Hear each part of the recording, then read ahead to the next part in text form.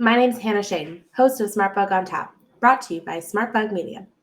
Okay, you're here. You made it. And now you might be wondering, what the heck did you get yourself into? Well, these episodes are short, like 10 minutes or so, and they're actual podcasts where you can get to hear my 2 cents on some useful marketing ideas that you can put into use right away. On today's episode, I want to talk about marketing attribution. As a marketing leader, I'm asked all the time, what's the ROI on this campaign? Where do those leads come from? And how do you know if your marketing spend is generating value? Trust me, I know. There are a lot of directions we can go in terms of answering these questions. So let's dive in. This question came up recently when I shared with my leadership team that a deal that we recently won was pulled through on our campaign reporting. Yay, this is a total win for automated reporting. I didn't have to do much. It was already there, written up on our campaign, and was tracked as soon as the deal was created. I call this the steal thread. Basically, when the lead was created, as long as that lead was then converted and attached to the deal once the deal was built, and then the deal closed won, automatically all that data was rolled through onto our marketing campaign. But we were immediately called out because of some internal kind of tribal knowledge where that person that we met at this conference was maybe just a referral to work with. They came in from somewhere else that our leadership team had known about, and they didn't actually come from the conference that this campaign was built on. That sparked a much longer conversation where we were confirming where the lead actually came from and whether or not we had met that person in question at the conference or not. So long story short, the reporting, which I built out in HubSpot, was indeed built correctly, and better yet, it didn't give full credit to the conference, but rather tracked that conference as a middle touch point along with several other touch points along the journey. But this begs the question, what are touch points? So if you're new to attribution reporting, that might be knowledge for you, but I want to jump in and make sure that we're really set to go and dig in before we get into that advanced attribution models. There are various models that you can be using for attribution. So as you get more advanced in your tracking analytics and reporting, the deeper you can go. First things first, though, are you tracking lead source? One thing that was pretty eye-opening to me early on in my marketing career was the difference between what a lead source is and what a conversion event is. So I want to clarify a couple of questions that I've gotten around this. Lead source is where the lead discovered who you are. Conversion event is where you discovered who that lead was. Or more clearly, it's how you gained their information on that lead record. So there's 2 examples to kind of put it into context. Let's say that someone sees your ad on LinkedIn about a helpful ROI calculator. The lead source might be LinkedIn paid social, or just paid social if you're bucketing things. And then the conversion event, assuming that they downloaded that ROI or filled out a form to get that calculator, would be content download or the ROI calculator. So in summary, your lead source, paid media, and your conversion event, content download. Another example might be that someone searches for a keyword on Google, like inbound marketing, and they come across an agency like SmartBug who offers inbound marketing services. If and when they fill out a form to speak with sales, then the lead source is organic, and then the conversion event is contact us or the contact us form. So lead source organic, conversion event, contact us. Sometimes lead source and conversion event can be totally the same thing. And at a conference, this is where that can happen. If the leads are walking through a trade show or a conference and they come across your booth, and maybe this is at a virtual event, kind of works the same way, they might see you and convert on your booth, become a lead at your booth, all in the same moment. And then therefore, I would have lead source still be conference and conversion event conference. So that kind of just explains a little bit of the difference between lead source and conversion event. And I'd keep those things in mind because that's really baseline to being able to get started with attribution reporting. The next way to really level up your attribution reporting is to track one level deeper. So I suggest making lead source a short list and concise down to a pick list and only a few options. And they have to be locked into those options to make your reports really clean and easy to build off of. But then you can have lead source detail and open that as a kind of open text field for more detail that can be filled out. We have our lead source and lead source detail fields automatically being filled out for everything that's considered an online conversion. That way, there's way less blank and unknown data that's coming into our CRM. So, for example, our contact fields, what we have, or anytime people are filling out content, what they can go through is lead source will automatically, for all those forms we have set up for our content downloads, that conversion event is being tracked as content download. The original source data for that lead source is being tracked over to lead source. So if they come from organic or paid social, it's filled out there.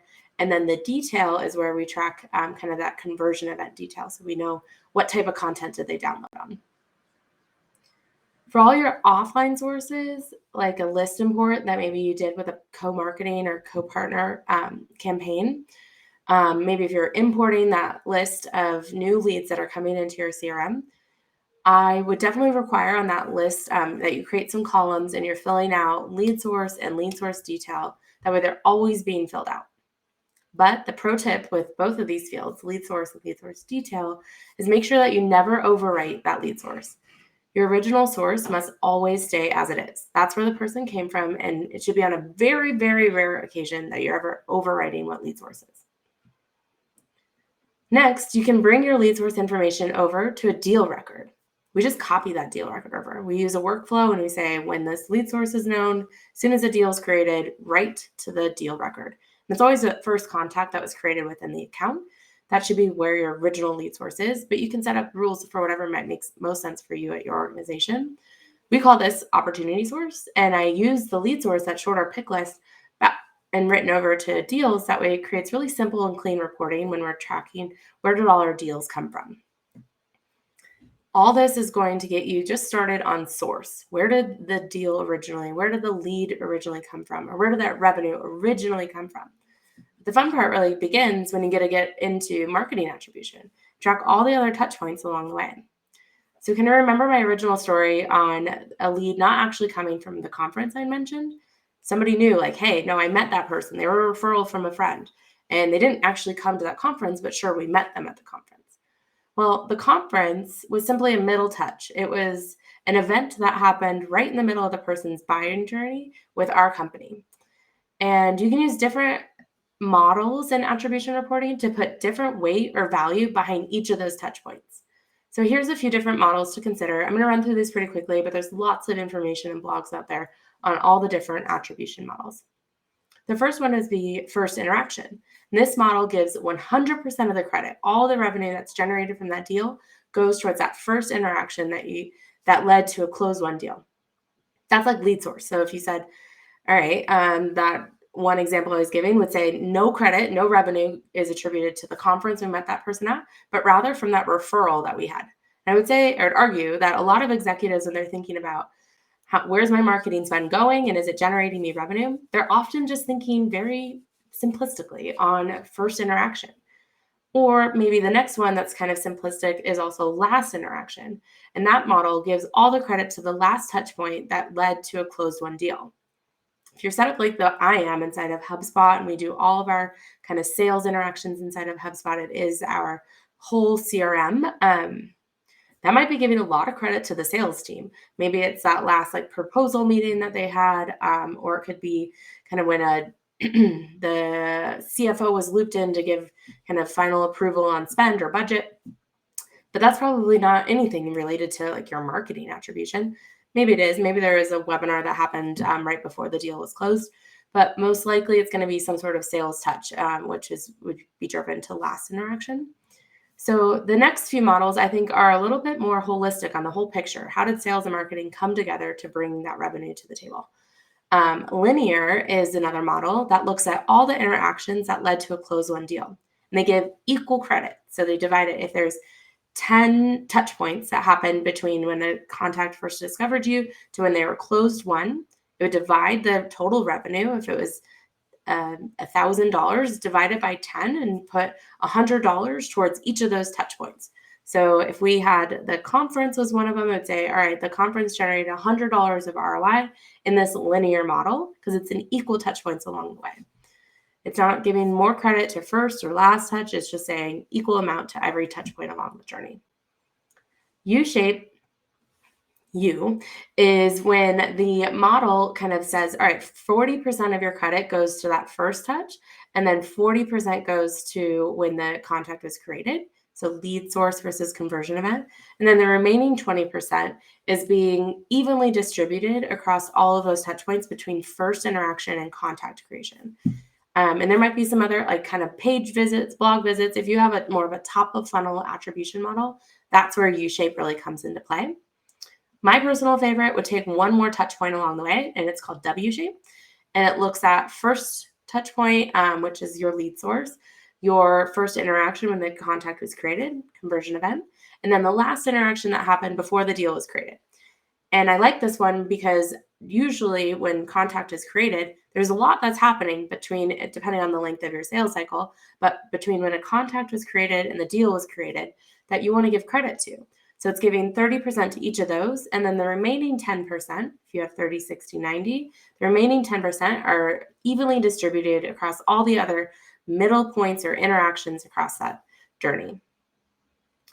The last two would be full path, and then that kind of splits it where it says 22.5% for first touch, the contact creation conversion event, the last touch before the deal is created, and then the last touch before the deal was closed. Really similar to the W shape, it just adds even one more. And then the remaining 10% evenly distributed across those middle touch points. And then time decay would be the very last one. And then that one says, we're going to give you more credit for the more recent interaction. So in the conference example, the conference just happened a week ago. And so that would get more credit than that referral that happened a few months ago.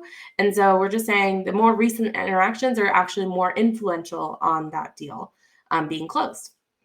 So it really just kind of depends. I love using a platform like HubSpot to measure attribution because you can toggle between the two. And maybe it's nice to look at, let's see all the last touch interactions when deals are recently closed right after a conference, or let's look at it from a linear standpoint or a W-shaped standpoint to kind of see if there's different value being attributed to different touch points.